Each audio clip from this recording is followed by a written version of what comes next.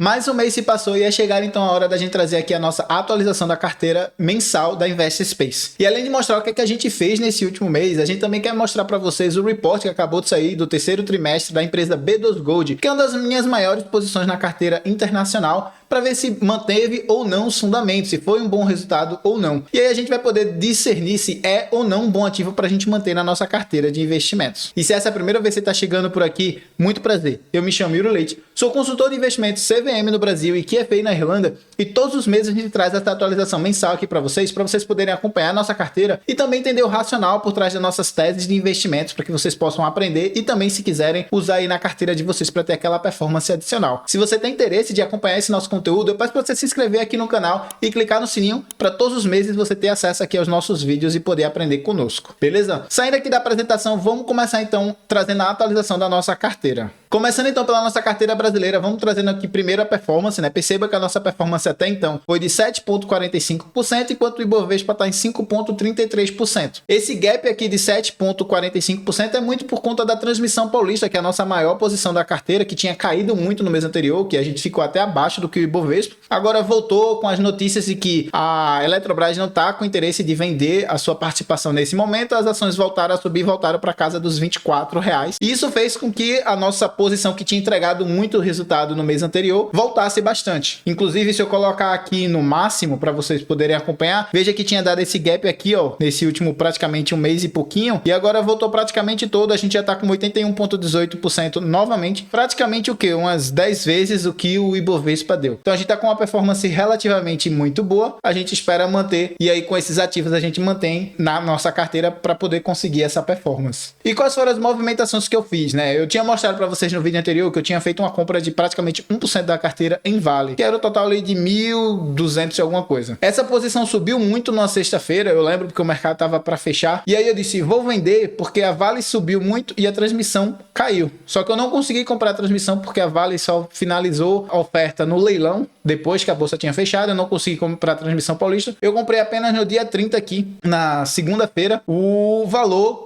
em Transmissão Paulista, né? Aproveitei também que tinha sobrado um trocadinho, comprei aqui 67 da Transmissão Paulista. Quando ela subiu de 22 para 24, eu vendi uma parte aqui, e essa parte aqui é muito para sair de algumas posições de opções que eu tô comprado, que já tiveram quedas legais e expressivas, para a gente fazer a realização desse lucro. E aí observem que na nossa posição da Vale a gente tinha subido alguma coisa em casa ali de 5%, né? Que eu comprei a 63, 64, vendi a 67, subiu uns 5%. E depois eu comprei a 22, vendi a 24, 25, subiu mais 10%. Então a gente conseguiu fazer, pelo menos nessa parte da carteira, uma excelente rentabilidade. Além disso, eu vendi a minha posição de Itaúsa 10F, né? Que é aquela que eu tinha comprado através de subscrição. E aí eu peguei aqui 9,26, que tinha subido agora no dia 10. Eu vendi e somei com o dividendo que eu tinha recebido do HSML11 e comprei de CPTR11, aumentando a nossa posição aqui em fundos imobiliários agros. E aí, com tudo isso que a gente fez, a nossa carteira ficou distribuída da seguinte forma agora, né? Tá 37% alocado aqui, quase 38% em Transmissão Paulista, por conta da subida voltou bastante. O CPTS, que tá ali na casa dos 21% ainda. E aí tem todos esses outros aqui. Percebam que a nossa carteira ainda tá bastante concentrada, né? Que é basicamente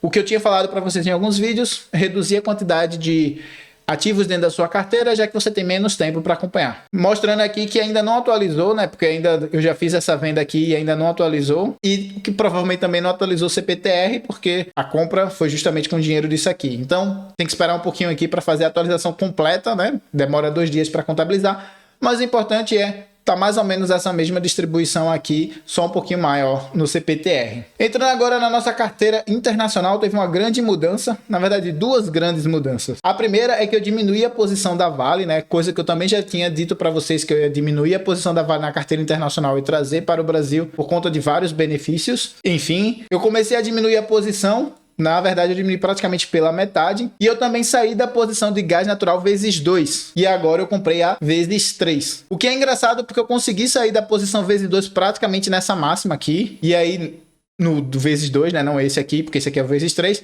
Mas foi mais ou menos no mesmo ponto que esse aqui atingiu essa máxima aqui. E aí ele teve essa grande queda. Eu aproveitei e fiz o quê? Comprei dessa vez o vezes 3. E aí tô com a posição para sair quando tiver mais ou menos voltado para esses patamares aqui. E essas foram as duas maiores mudanças na nossa carteira do internacional, né? E aí o que acontece? A B2 Gold continua sendo a nossa maior participação com mais 50%. Aí tem Vale que agora caiu para 21,59. O gás natural que estava ali na casa dos 9% subiu agora para 12 e é o vezes 3, não é mais o vezes 2 feito eu falei para vocês. E aí tem o resto das posições aqui. Percebam também que eu saí da posição, e eu esqueci de comentar isso, eu saí da posição vendido em maconha. Eu tinha aquele ETF que estava comprado em maconha, e aí teve a junção, porque um outro ETF comprou esse ETF, e aí eles ficaram praticamente parados, eu fui lá e fiz a venda. Mostrando a atualização aqui de todas as movimentações, vejam que a maior parte é interest on cash, porque eu fiz as vendas disso tudo e fiquei com caixa parado aqui, e aí enquanto tiver parado aqui, ele vai me pagando um rendimentozinho mensal, e aí eu vou receber esse rendimento mensal todos os dias praticamente.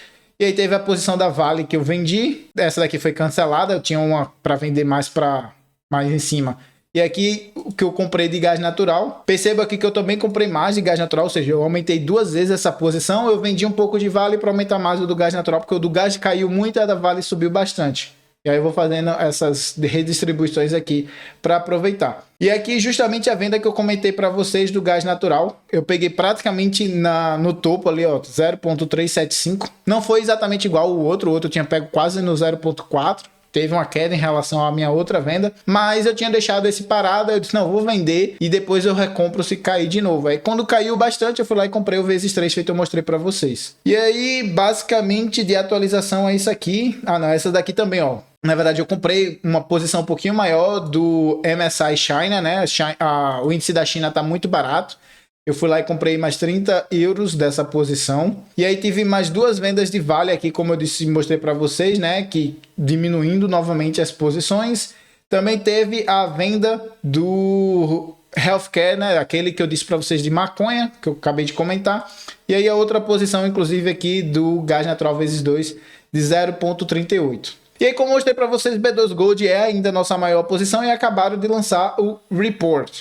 E aí eu quis trazer aqui para vocês, então, a notícia, né? Mostrando aqui como é que foi, para a gente poder dar uma analisada e ver se ainda faz sentido ou não. Naquela época que eu fiz a análise aqui para vocês, na verdade eu fiz ali em, acho que foi outubro de 2022, eu trouxe falando desse ativo. Nesse momento já era o mais barato. E aí, desde então, o que é que aconteceu? Continua ou não mais barato? E aí, eu fui fazer a análise aqui e aí, percebo que nesse último trimestre, né, eles não bateram a estimativa era de 7 centavos, eles vieram com 5 centavos, foi um pouquinho abaixo dessa estimativa. O revenue deles foi de 478 milhões, o que foi um pouco acima do que estava esperado, que era 474, o que foi um resultado de um aumento de 12,2% em relação ao trimestre anterior. Isso foi muito por conta dos preços do ouro, né, que tipo, no caso deles, conseguiram vender a 8,5% mais do que estavam vendendo no trimestre anterior. Isso também, claro, por conta do aumento do preço do ouro, né? O ouro estava relativamente mais alto agora nesse trimestre do que foi no trimestre anterior por conta da guerra, principalmente entre Israel e o Hamas, né? E aí o que acontece? No fim de setembro agora, né? A B2 teve uma produção de 225 mil ounças, que aí era um aumento de 5% no ano contra ano, né? Ou seja, no trimestre de novembro do ano anterior para agora subiu 5%, estão aumentando a produção e a gente vai ver mais para baixo que estão reduzindo os custos. E aí, ó, o quanto que ela conseguiu de lucro foi o Cash Operating Cost, que é $755 por onça, e aí tá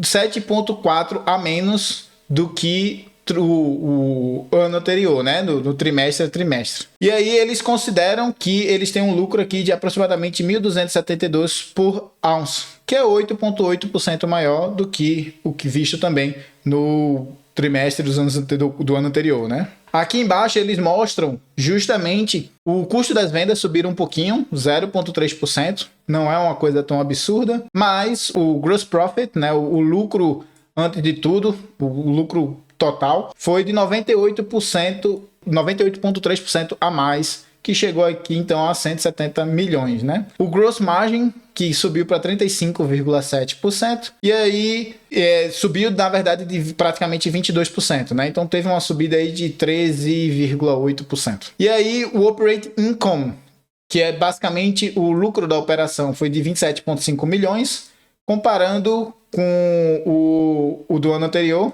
que foi 54,5 milhões. Então, o lucro total teve uma queda relativamente forte. The operating margin também caiu 5,8, a margem das operações para 5,8 de 13,9, né? Enfim, financial position, né? Com relação ao caixa, eles estão com 310 milhões, o que é bastante dinheiro, mas eles estavam com 652 milhões no fim de 2022. Então, houve aqui então uma queda de praticamente 342 milhões de dólares no seu caixa. Eles geraram 110 milhões de caixa, o que é maior do que o do ano anterior, que também foi 93 milhões. E aí, o long-term debt, né, a dívida de longo prazo, foi 34 milhões, caindo de 42 milhões do ano anterior. Então, parte desses prejuízos deles, desse caixa que foi utilizado aqui, de 342 milhões, parte disso foi para pagar a dívida de longo prazo, parte disso foi para distribuir dividendo e parte disso foi para manter as operações lá dentro da empresa. Com relação ao outlook, né, os objetivos da empresa. A empresa reafirma que agora em 2023 vai produzir entre 1 milhão e 1 milhão e 800 ounças, e 80 ounças, desculpa, o que inclui 60 mil a 70 mil que é atribuída a Calibre.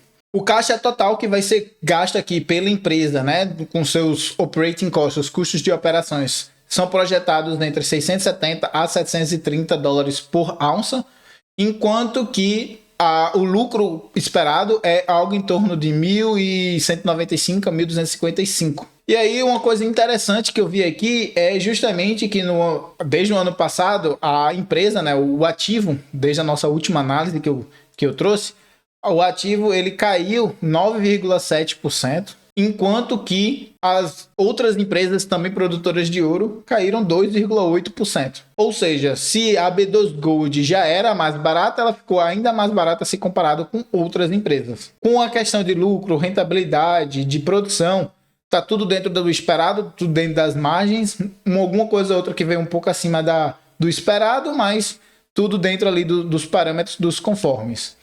E aí eu tenho essa plataforma aqui que tem vários analistas que vão fazendo as análises dos ativos e colocando quanto eles acreditam que é o preço da ação, preço justo. Eles fazem métricas de valuation, métricas, tem um monte de gente que faz um monte de análises diferentes, mas o que eles esperam aqui é que o preço, que hoje está na casa dos 3,01, venha a subir para a casa dos 8,09. É isso que eles acreditam que seja o preço justo. O que nos dá uma margem de praticamente 200%, 150%, 170% de ganho para o preço justo, né? Não necessariamente vai ficar no preço justo, pode ser que seja que vá a mais, né? Se as pessoas comprem mais. E aí o que acontece? Excelente oportunidade então para a gente conseguir ganhar dinheiro. O que é que eu fiz? Aumentei a posição da B2 Gold também. Vou manter esse ativo na nossa carteira de investimentos e vou procurar estar fazendo mais alocações, especialmente nesses momentos de incertezas. Eu já trouxe isso em outros vídeos aqui no canal, explicando como o ouro ajuda a sua carteira em momentos de incerteza de mercado e de economia e geopolíticos. Tudo isso, eu vou deixar o link aqui embaixo para quem quiser assistir esse vídeo, mas B2 Gold é um ativo que cada vez mais faz mais sentido ficar na nossa carteira e de ter essa alocação maior em relação às demais. Pois bem, pessoal, a nossa atualização de hoje foi essa. Como eu tinha falado para vocês no vídeo anterior, eu estava um pouco descontente com relação à performance, né, que tinha caído drasticamente desde que eu comecei a fazer o mestrado. Ela voltou a subir, eu voltei a ficar feliz. Pelo menos manter ali mais ou menos a mesma coisa desde que eu comecei a fazer os mestrados aqui. E aí, por conta disso, estou um pouco mais tranquilo com relação à carteira do Brasil. E depois desse report que saiu da B2 Gold, eu também fiquei mais tranquilo com a carteira internacional, porque mostrou que estava dentro dos conformes, dentro do que a gente estava de expectativa, enquanto que o preço do ouro estiver mais acima da casa dos 1.800, 1.900 dólares, isso vai trazer cada vez mais lucro. E aí eu não sei se vocês sabem, mas na verdade um dos maiores custos de uma empresa mineradora é justamente o petróleo, é o diesel que eles têm que usar nos seus maquinários. O diesel é o maior custo constante da empresa. Obviamente comprar uma máquina é um custo muito grande, mas quando você dilui no tempo da existência da máquina, fica bem menos do que o preço do diesel. Então o diesel ele é o mais caro e o preço do diesel caiu drasticamente. Teve uma leve subida aqui por conta da possível guerra que poderia acontecer ali de outros países árabes entrar e tentar ajudar o Hamas contra Israel. Mas aí as coisas se acalmaram, o preço do petróleo voltou a cair, tá na casa ali dos $84 o Brent, que é o que a gente utiliza aqui como padrão no caso da Petrobras, mas ele está mais baixo e, portanto, a empresa está tendo um custo menor e o ouro está subindo, ou seja, eles estão tendo um lucro maior. Então, cada vez mais a gente vê como essa posição do ouro tende a se valorizando aí e chegar àquele preço que os analistas julgam como justo. Não necessariamente vai ser cravado, né? É muito difícil você acertar o valor de alguma coisa, mas se for alguma coisa na casa dos 6, 7, eu já estou muito feliz, já é 100% da posição, já dobra o lucro que a gente vai ter aqui, o total na nossa carteira de investimentos. E aí a gente fica então na expectativa, esperar a empresa então seguir com seus planos e as coisas irem acontecendo para a gente poder ter a nossa rentabilidade na nossa carteira internacional também. Vou ficando por aqui. Agradeço a presença de todos vocês. Peço, se vocês gostaram do vídeo, não se esqueça de deixar o seu like. Se inscreva aqui no canal para poder acompanhar nossos futuros vídeos e aguardo vocês no próximo vídeo. Mas como sempre, deixe esse vídeo que está aí na tela que foi escolhido especialmente pelo YouTube para você.